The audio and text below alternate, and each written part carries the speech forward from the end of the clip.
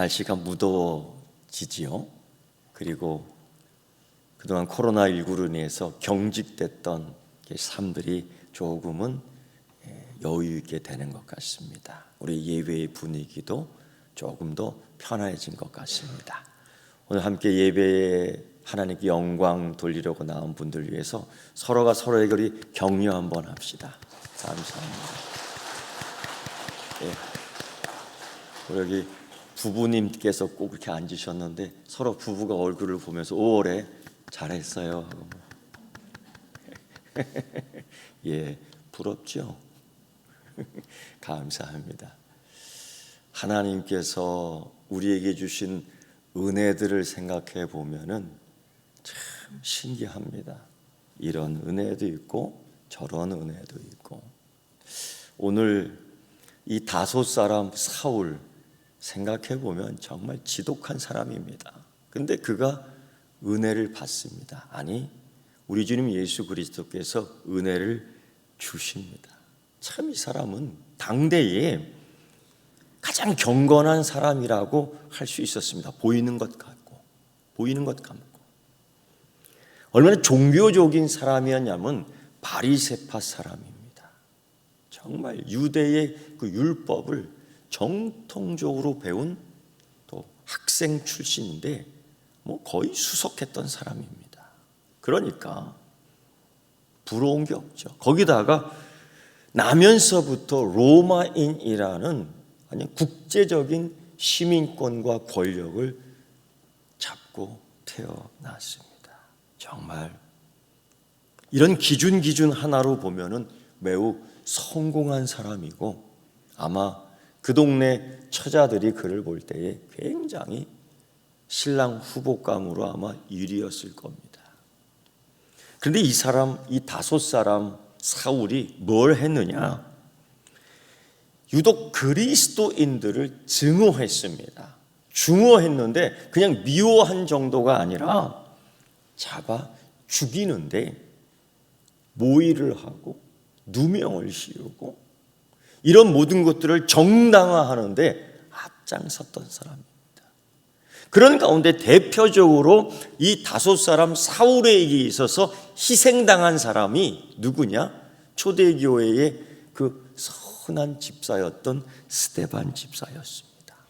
그를 유죄 선고하고 돌로 죽이는 음모들을 그 유대인들 못된 자들이 꾸몄는데 이런 것들을 지지하고 합당하게 하는데 앞장섰던 사람이 누구냐?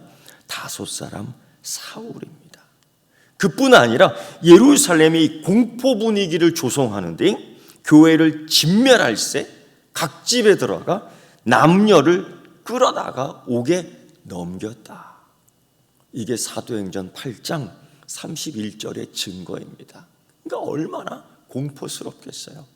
예수님 부활 승천 이후 3년 동안 예루살렘은 이런 공포 속에 있었고 심지어 그는 여전히 위협과 살기가 등등해서 이런 사람들을 잡는데 합법적인 권력을 가지고 다 일을 했어요. 합법적이다. 여기 우리가 다 두 손 드는 겁니다. 법이다. 이게 두 손 드는 거예요. 그런데 참 또 이상한 게 하나 있습니다. 그가 교회를 진멸할세 살기가 등등했다. 위협이 등등했다. 이러면 이 교회가 작아지고 교회가 사라지고 교회가 넘어지고 교회가 없어져야 될 터인데 너무 신기한 게 박해가 하면 할수록 복음이 더 신속하게 전파되고 교회가 사라지지 않았습니다. 너무 이상해요. 발로 밟으면 밟을수록 사라져야 될 텐데 그러지 않았던 겁니다. 일부 그리스도인들은 물론 도망가기도 했습니다. 아니, 이렇게 표현하는 게 나을 것 같아요. 일부 그리스도인들은 다른 곳으로 이사를 갔다. 저기 남쪽으로 가고 북쪽으로 가고 그곳 이름이 바로 다메섹이라는 동네입니다. 굉장히 큰 동네이죠. 산업도로가 생겼고 상당히 상업적으로 부흥한 요충지. 그러니까 사람들이 다 모입니다. 여기에 예루살렘에서 도망간, 아니 이사간 그 그리스도인들이 쫙 파고드는 겁니다. 숨기 딱 좋은 장소지요. 근데 이런 소문이 이 그리스도인들 사이에 다 돌았던지 거기 점점점 모이기 시작하는데, 결국 그 다메섹에서도 그리스도교 공동체가 생겨나기 시작합니다. 가정교회도 생겨나고 회당에서 예배드리는 자들이, 유대 그리스도인들이 모이기 시작했던 겁니다. 여러분, 이러한 소문이 퍼지지 않을 수가 없지요. 예수 믿는 것들이 이 다메섹 회당에도 나타났다. 이 소식이 예루살렘의 살기와 혈기와 등등한 다섯 사람 사울에게 들려온 거예요. 이 다섯 사람 사울은 드디어 그리스도인들을 사냥하기 위해서 다메섹으로 박해의 범위를 쫙 넓힙니다. 아니, 이곳으로 도망오면은 살 것 같았었는데 또 우리를 잡으러 온다는 소문이 계속 들리기 시작. 얼마나 불안할까요? 예수 믿는 게 불안합니다. 예수 믿는데 근심이 있지요. 이런 것들 때문에. 예수 믿다가 죽으면 어떡할까? 예수 믿다가 병들면 어떡할까? 이런 근심 염려가 가득합니다. 사실 이 다메섹은 예루살렘으로부터 북쪽에 가깝죠. 225km의 거리입니다. 이게 사람이 걸어서 온다는 건 약 7일 정도에 걸리는데 웬만한 열심을 갖지 않고는 할 수 없는 일입니다. 그러니까 이 다섯 사람 사울이라는 이 작자는 얼마나 그리스도인들을 증오하고 그리스도교를 잔멸하려고 하는 열심이 높은지 몰라요. 거기 숨어있는 그리스도인들에 비하면 그 열심을 가지고 따질 때에 이 다섯 사람 사울을 이길 수가 없습니다. 그런 자들이 온다는 거예요. 그런 자가 지금 우리를 잡으러 온다는 겁니다. 그때 다메섹에 있는 성도들은 마음이 어땠을까요?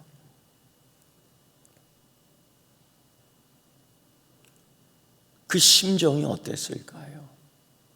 아마도 또 다른 곳으로 도망가야 되나? 아니, 다른 곳으로 이사 가야 하나? 그런 생각도 했을 겁니다. 아니면 무서워 피하지만 그래도 기도해야지, 죽으면 죽으리라 외쳤을 수도 있을 겁니다. 또 아니면 하늘도 무심하시지 하며 불평했던 사람도 있을 겁니다.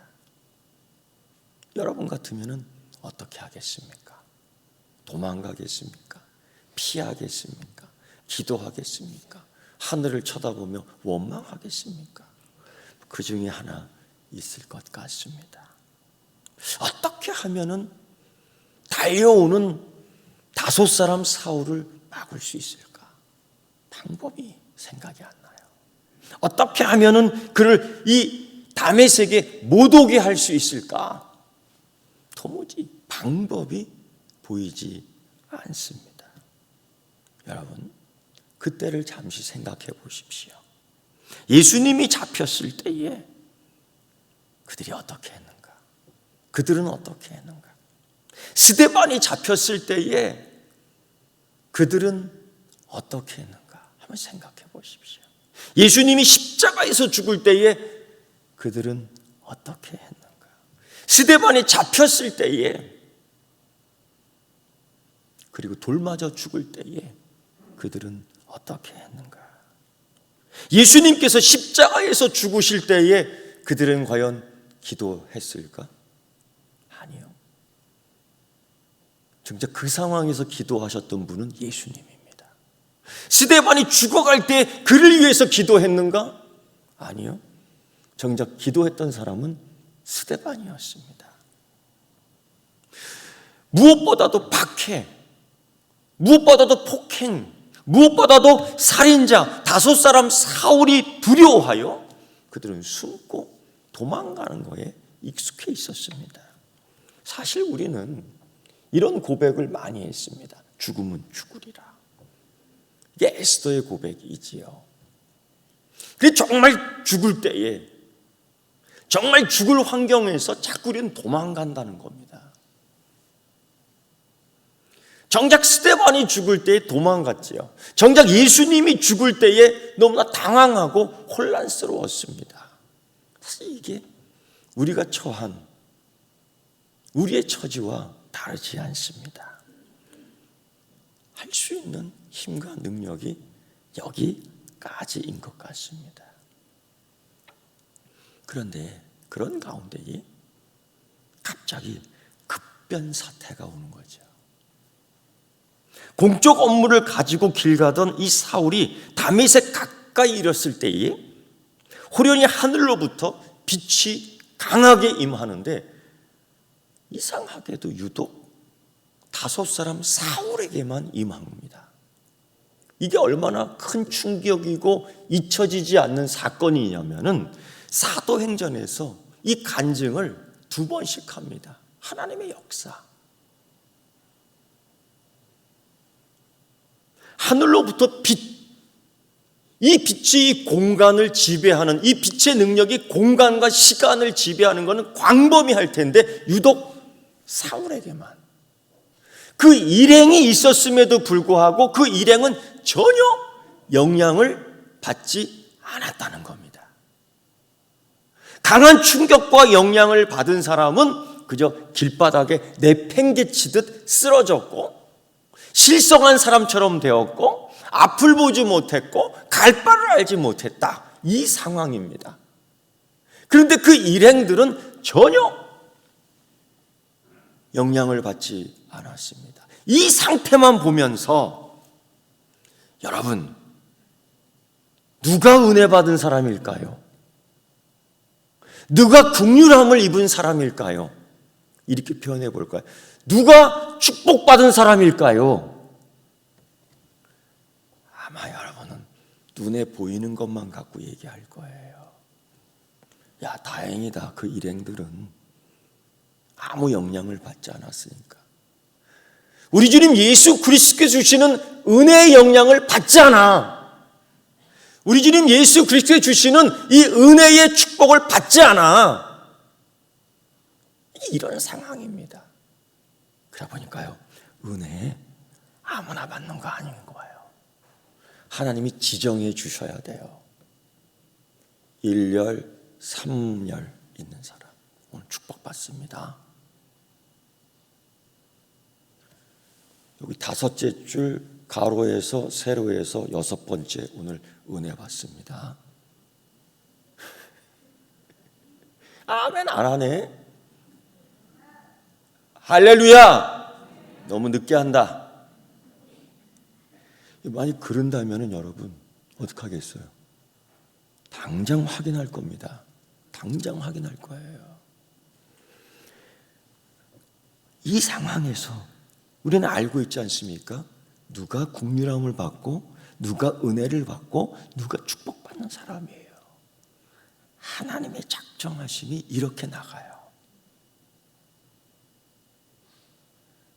하나님이 지도자 모세를 만드는데 광야에서 완전히 불려버립니다. 외로움을 느끼게 하고 고독을 경험하게 하고 추위를 견디게 하고 고된 노동을 하게 하고 짐승을 키우며 그 짐승 귀한 줄 알게 하고 그거를 다 깨닫고 나중에 내 힘으로 할 수 없구나. 내 힘이 여기까지구나 느낄 때에 하나님이 딱 나타나시잖아요. 내가 너를 지도자로 삼을 거야. 내가 너를 애굽에 있는 네 백성들을 자유케 할 거야. 너를 사용할 거야. 하나님이 큰 축복이죠. 나라의 지도자로 삼고 나라의 대표로 삼습니다. 오늘 이것도 마찬가지인 것 같아요. 오늘 우리 삶 속에서도 마찬가지예요. 고난. 사도 바울이 고난이 내게 유익이다고요. 어떻게 유익이 될 수 있어? 이 쓰러졌는데 유익이 돼. 눈이 멀었는데 유익이 돼요. 놀라서 심장이 벌렁벌렁 하는데 유익이라. 왜? 그래서 은혜 체험을 하는 거예요. 그래서 하나님의 사랑을 알게 되는 거예요. 그래서 내게 하나님의 능력이 필요한 거예요. 그걸 아는 거죠. 이때에 5 사울이 정신 나간 것처럼 이렇게 얘기합니다. 주여 누구시나이까? 떨어져 길바닥에 내팽개치면서도 주여 누구시나이까? 그 일행들이 어리둥절합니다. 왜? 그 공간, 그 시간, 그 무리 속에서 이 5 사울보다 높은 계급의 사람이 없습니다. 공문과 명령서를 진 이 계급이 있는 5 사울만이 이 1인자요, 지도자요, 리더였는데 그가 그 공간, 그 시간에 그 일행들을 두고서 이런 얘기하는 거예요. 주여 누구시나이까? 여기에 그보다 높은 사람이 있습니까? 여기에 그보다 더 높은 주가 있습니까? 이 주라는 의미는 그냥 선생님, 나보다 높은 어르신, 그 이야기예요. 일행이, 동행했던 사람이 보지 못하고 듣지 못하는 상황 속에서 사울의 이상한 행동을 보고 의아해 할 수밖에 없지요. 이 상황은 오직 5 사울만 들리는 거였습니다. 오직 5 사울에게만 강한 빛이 임한 겁니다. 반대로 부활하신 예수 그리스도의 메시지를 똑똑히 들었음에도 불구하고 그 일행들은 전혀 못 들은 거예요. 왜요? 그 경험이 없는 겁니다. 왜요? 그 감동이 없는 겁니다. 그 충격이 없는 겁니다. 왜요? 하나님이 구원 안 시켜주시니까요. 하나님이 은혜 안 주시니까요. 하나님이 감동 안 주시니까요. 그 간단한 겁니다, 여러분. 지금도 이런 일들이 일어나는 거죠. 그래서 여러분, 우리가 하나님 주신 사인에 대하여 민감한 은혜가 있기를 축원합니다. 이거 하나님이 하시는 일이야. 이거 하나님이 내게 사인 주셨어 할 때는 2손 모으고 무조건 무릎 꿇는 거예요. 하나님이 또 제3자나 다른 걸 통해서 본보기로 보여주시는 거 있지 않습니까? 그게 은혜로 오든 축복으로 오든 경고로 오든 간에 그걸 볼 수 있는 영안이 열리기를 축원합니다. 땅에 엎드려져 그 소리를 들었던 거예요. 사울아, 사울아, 네가 어찌하여 나를 박해하느냐? 이 사도행전 9장 4절의 말씀입니다. 사울아, 사울아, 네가 어찌하여 나를 박해하느냐? 핍박하느냐? 나를 죽였느냐? 나를 조롱하느냐? 나를 모욕했느냐?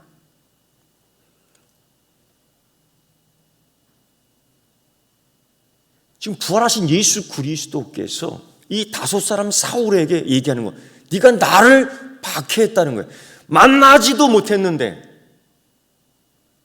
이게 학자들에게 있었던 큰 이슈입니다. 과연 사울은 공생애, 예수님의 공생애 때에 만났을까? 정확한 기록은 없습니다. 그런데 부활하신 주님은 이야기하는 거예요. 네가 나를 박해했다. 이게 맞지 않아요. 예수님은 그러나 그렇게 말씀하십니다. 만약 예수님께서 사울아, 사울아, 네가 어찌하여 스데반을 죽였느냐? 이거 말이 됩니다. 사울아, 사울아, 네가 어찌하여 예루살렘 교인을 핍박했느냐? 이거 맞습니다. 사울아, 사울아, 네가 어찌하여 주의 종을 괴롭혔느냐? 이거 맞습니다. 그런데 사울아, 사울아, 네가 어찌하여 나를 박해느냐? 이거 이해가 안 됩니다. 주님이 왜 이렇게 말씀하셨을까?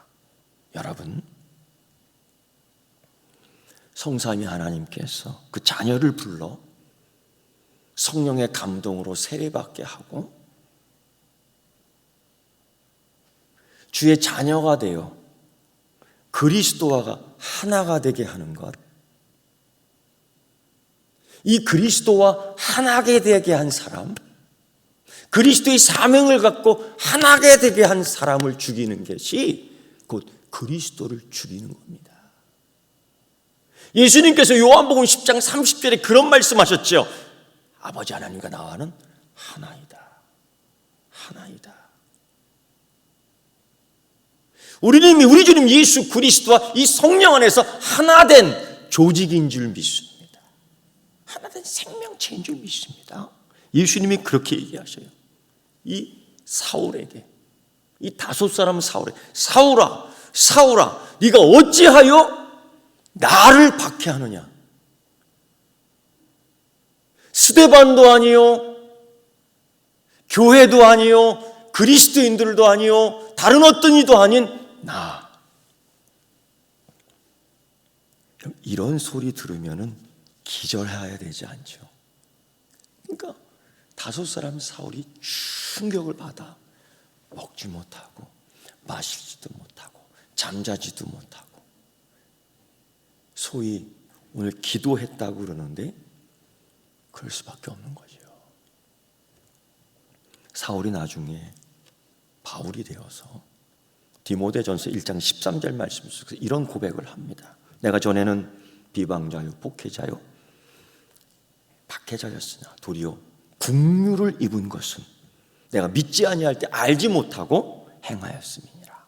여러분, 비방자요 박해자요 폭행자, 이걸 살려둘 수 없죠. 근데 사도 바울이 다섯 사람 이 사울이 뭐라고 얘기하면 내가 국류를 입은 것은 내가 믿지 아니할 때 알지 못하고 행하였습니다. 여기에 하나님의 자비와 국률이 있는 겁니다. 하나님은 그를 쳐 죽이지 않았습니다. 그냥 뒷머리를 꽉 쳐갖고 뇌출혈을 일으키지 않았습니다. 그냥 혈관을 꽉 묶어갖고 쩔뚝쩔뚝거리게 하지 않았습니다. 그렇게 하지 않았습니다. 사울이 고백했던 것처럼 국류를 입었습니다. 국류를 받은 거예요. 왜? 부활하신 주님께서 말씀하셨어요. 그러니까 믿지 아니하였고 알지 못했기 때문에 이 짓을 한 거죠. 사울에게 있어서 메시아는 어떻게 죽은 자가 메시아가 될 수 있느냐? 그의 신앙으로는 당연한 거예요. 그래서 그렇게 말하는 그리스도인들 잡아 죽이려는 거죠. 신성모독이라고 이해합니다. 이해합니다. 주님은 그런 자에게 국류를 베푸셨어요. 뿐만 아니라 죄를 알게 하셨어요. 여러분, 이게 하나님의 국률이요 자비요 은혜인 줄 믿습니다. 죄를 드러내시는 하나님, 이게 사랑이에요.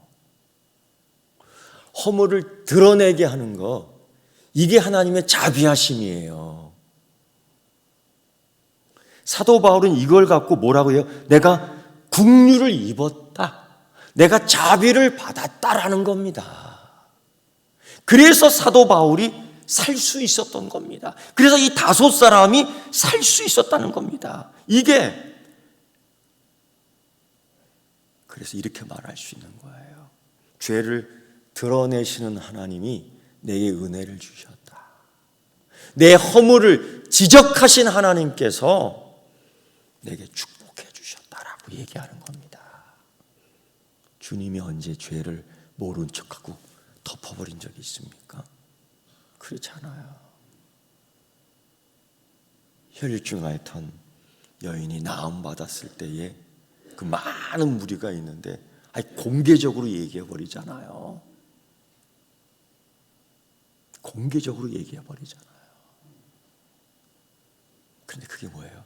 은혜를 공개적으로 보여주는 거예요. 사랑을 공개적으로 보여주는 거예요. 기왕에 은혜 받을 때에 공개적으로 은혜 받기를 축원합니다.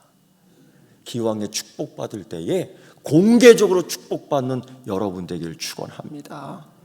이게 신나는 일입니다. 이런 가운데에 주님이 또 다른 일들을 작정하셨습니다. 다메섹에 아나니아라는 이 제자, 그는 율법에 따라 경건한 사람으로서 유대인입니다. 거기 사는 모든 유대인들에게 칭찬받는 사람이었습니다. 굉장히 사회적 책임이 있는 아나니아예요. 사실 우리 그리스도인들이 그래야 돼요. 이 공적인 신앙을 가지고 우리가 어디든 가든 그리스도인으로서 표가 나야 되는 겁니다. 교회 안에서만 그리스도인이 아니고 교회 밖에서도 그리스도인. 아멘. 그거 해야 돼요. 그거 해야 돼요. 그런 아나니아에게 부활하신 주님이 말씀하시죠. 이 사울에 대해서. 이 사울이 지금 이런 일을 당하고 있는데 너는 그에게 가서 안수하고 병 낫게 하라는 겁니다. 사울에 대하여 이 아나니아가 알고 있는 것은 그는 박해자요, 폭행자요, 살인자임에 분명한데 그에게 눈뜨게 하라고요? 이게 얼마나 비실용적인 이야기입니까? 그는 여기 오면 안 됩니다. 그는 살아남으면 안 됩니다. 이대로 못 보야 됩니다. 이대로 굶어 죽어야 됩니다. 이게 우리 그리스도인들에게서는 더 효과적입니다. 라고 이야기할 수 있겠죠. 그를 살리는 것은 허비입니다. 마치 한 여인이 예수 그리스도의 죽음을 장사하기 위하여 옥합 향유를 부을 때 가룟 유다가 그런 얘기하지 않습니까? 왜 허비하느냐? 예수 그리스도의 가치를 높이는데 허비한다. 하나님은 작정하시고 사울을 살리려고 하는데 비실용적이다 라고 이야기할 수 있지요.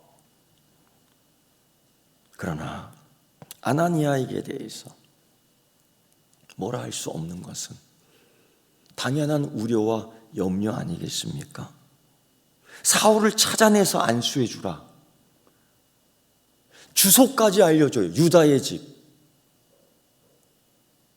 정말 지금처럼 내비게이션 주소 찍으면 그냥 직행하는 겁니다.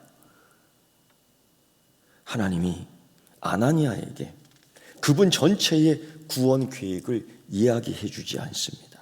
매번 다 알려주시지 않습니다. 참, 그래서 답답해요. 그래서 답답해요. 근데 중요한 것은 여러분, 부분적인 하나님의 음성을 듣더라도 진지한 반응을 표현하시길 축원합니다.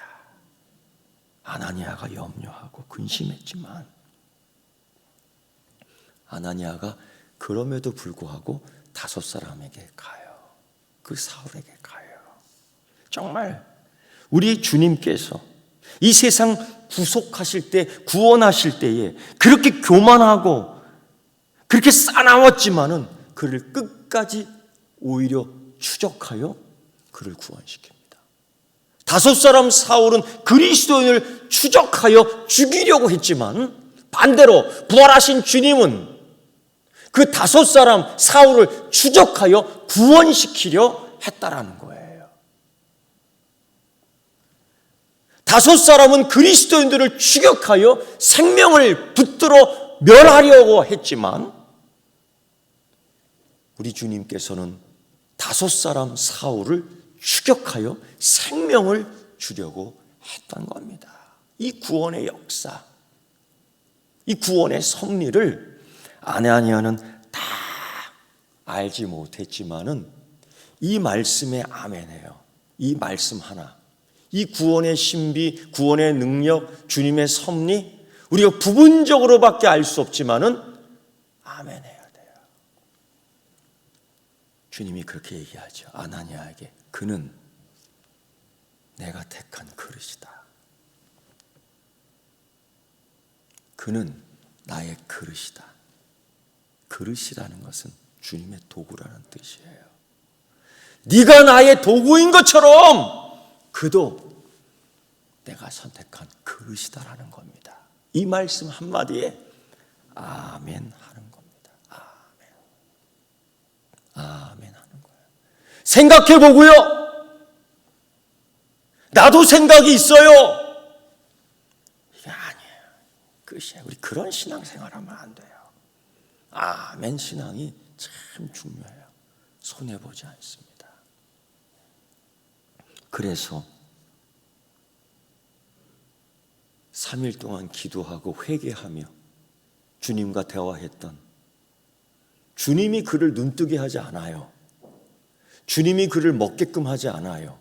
아나니아를 통해서 질서 있게 합니다. 이게 교회의 질서입니다. 아나니아가 그를 찾아가 안수하며 회심시키고 치료하고 성령 충만케 하여 세례받게 해요. 그 의미는 부활하신 예수 그리스도를 믿는 겁니다.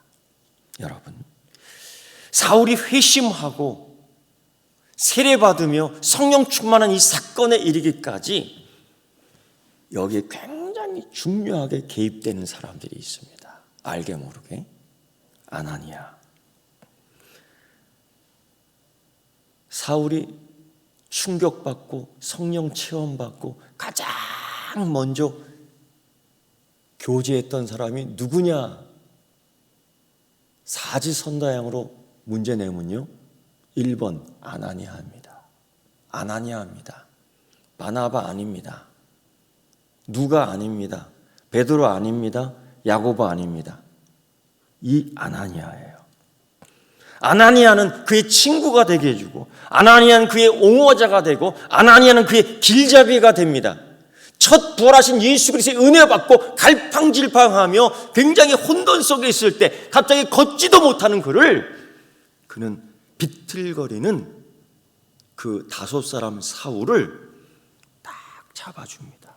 걸음마 할 때에 넘어지는 아기를 붙들어 주는 것처럼 하나하나 인도해 줘요. 그게 아나니아입니다. 넘어진 자 손가락질하지 않고, 넘어진 자 조롱하지 않고, 그의 손을 딱 붙들어주며 걷게끔 하는 게 아나니아예요. 또 아나니아는 이 짐을 혼자 지지 않았습니다. 다메섹 신자 공동체가 있었어요. 가정교회로 구성된 교회가 있었을 겁니다. 그 집으로 인도해요. 소개시켜줍니다. 초대교회 공동체 그리스도인들이 얼마나 경악했을까요?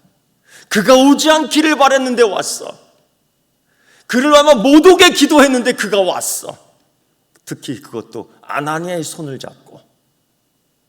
오해하지 않았을까요? 배신자 아나니아, 배신자 가룟 유다로 충분해요. 소개합니다. 그가 회심했습니다. 그가 세례를 받았습니다. 우리가 받은 성령을 동일하게 받았습니다.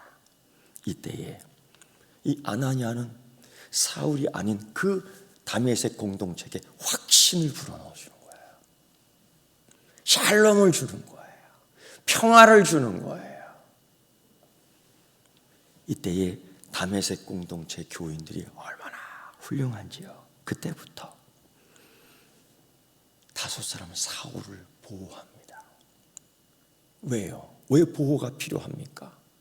그 일행들은 경험하지 않았습니다. 하나님이 그 일행들에게 은혜 주지 않았습니다. 하나님이 그 일행들에게 긍휼을 베풀지 않았습니다. 잡으러 왔는데, 죽이러 왔는데요, 그 사울을, 변화된 사울을 지키는 거예요. 변화된 이 사울을 양육하는 겁니다. 거기서 그의 신학이 쫙 수정되죠. 부활하신 예수 그리스도의 메시아를 더 자세하게 알게 되죠. 그래서 그 다메섹 공동체로 인하여 사울이 바울로 변하게 된 줄 믿습니다. 그 공동체의 헌신을 통해서 한 영혼이 살려지는데 위대한 목회자로 성장하게 되는 겁니다. 이 서귀포 교회가 그런 역할을 하는 교회 되기를 축원합니다. 여러분 생각해 볼까요? 내가 사울이라고 생각해 볼까요? 내가 5 사울이라고 한번 생각해 볼까요? 그렇다면 은혜가 필요한 사람입니다. 한번 이렇게 고백할까요? 다 같이. 나는 은혜가 필요한 사람입니다. 나는 하나님의 긍휼이 필요한 사람입니다. 이거 필요합니다. 이거 진짜 다 필요합니다. 이거 없으면 우리 못 삽니다. 2번째 또 이렇게 생각해 볼까요? 나는 아나니아와 같습니다. 한번 따라해봐요. 나는 아나니아와 같습니다. 아니, 나는 아나니아입니다. 때로는 하나님의 급한 명령을 받아요. 순종해야 되느냐 말아야 되느냐, 그런 갈등 많이 있잖아요. 그런 가운데서 순종하는 성도들 보면 너무 감사해요. 그런 가운데 순종하는 성도들, 우리 교회 성도들 보면은 정말 하나님께 영광 돌립니다. 또 보세요. 다메섹 교인들 보세요. 다메섹 교인들 보세요. 한 사람의 영혼을 살려서 지도자로 만들잖아요. 이 지도자 아무나 만들어지지 않아요. 후원하는 사람이 있어야 돼요. 후원하는 교회가 있어야 돼요. 로마서 16장 말씀 보면 저는 그 말씀을 계속 읽어요. 사도 바울이 1차 선교행, 2차 선교행, 3차 선교행, 로마 여행 다 할 수 있었던 건 뭐냐? 그들의 후원자가 있었던 거예요. 여러분, 우리 서귀포 교회 사람을 살리는 교회, 지도자 만드는 교회 되기를 축원합니다. 기도하겠습니다. 하나님, 환난과 핍박은 그때도 있었고 지금도 있습니다. 코로나19로 인하여 이 한국 교회가 정말로 환난과 핍박 속에 있었습니다. 이때 사람을 살리는, 영혼을 살리는 교회 되기 위하여 서귀포 교회는 기도하였고 예배드렸으며 40일간 특별 작정 기도를 하였고 새벽을 깨우며 게을리하지 않았습니다. 주님, 긍휼히 여겨 주시옵소서. 이것 또한 내가 잘나서 된 것이 아니라 하나님 주시는 은혜를 받았기에 가능한 것입니다. 주여, 더 큰 은혜 주시옵소서. 더 큰 은혜 받을 수 있는 그릇 되게 하여 주시옵소서. 주님, 사람을 살리는 교회, 다메섹 교회처럼 우리 서귀포 교회 되기를 원합니다. 그리하여 이 나라의 민족을 살리며 이 세계를 살릴 수 있는 하나님 우리 교회 주의 자녀 일꾼 되게 하여 주시옵소서.